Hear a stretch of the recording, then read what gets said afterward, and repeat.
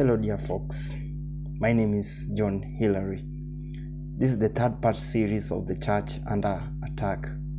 It is an important topic for me which sets the direction for my preaching and teaching. Well, folks, if you haven't subscribed to this channel, I invite you all to hit the subscribe button and turn on all notifications to get more updates on the content of this nature. Now, certainly more could be said about the state of the church, right?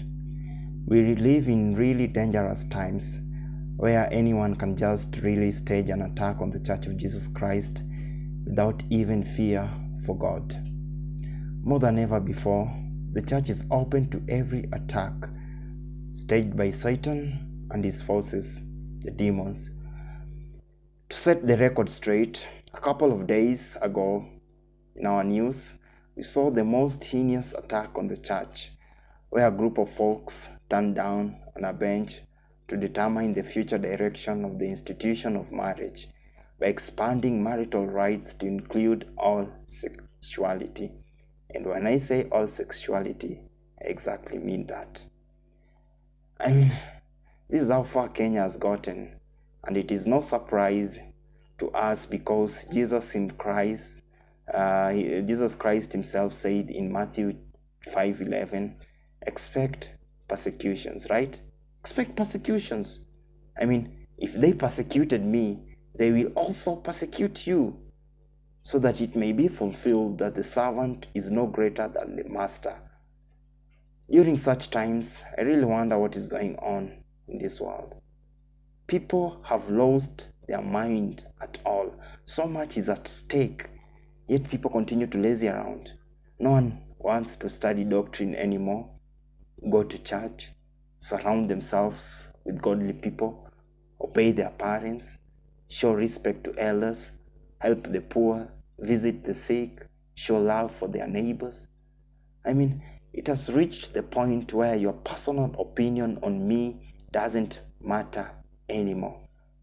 I can do whatever I want through Christ who strengthens me. That is the popular verse that most folks often use.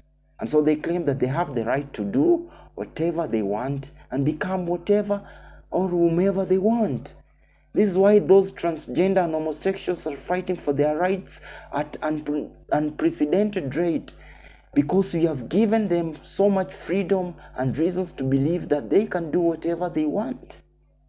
In fact, some of them are not willing to come to church because they see us as disappointments. They see church leaders and elders and pastors, Presbyterians, teachers as disappointments. On this one hand, we preach the truth on its sincerity, and on the other hand, we go and dine with the world, discuss worldly trivia, enjoy a cup of tea, coffee, laugh together. And I believe it is time for us to put a stop to all this madness. It is madness because we cannot serve both God and Mammon. We cannot serve two masters at the same time. It is as clear and as plain as that. And so when we continue to entertain all this madness, the church is indeed going to lose its purpose and function.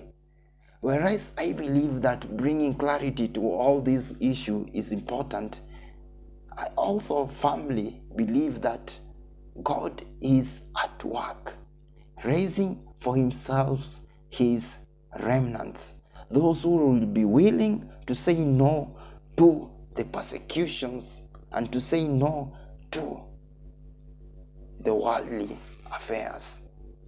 And so I invite you all to think intensively at what is going on around this society. Because, folks, both you and me have a role to play in this earth. And our role is to stand with the truth, because the truth is what sets us free.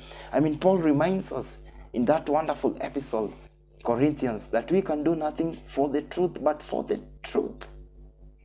Folks, it is time to abide by the truth. We need to kick all these issues to do with transgender, issues to do with same-sex marriage, issues to do with, marital rights being granted to people who are ungodly.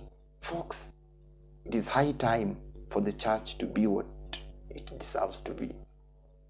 So, if you haven't subscribed to this channel, I invite you all again to hit the subscribe button and turn on all notifications. Until next time, bye, take care, and continue praying for the church. Thank you.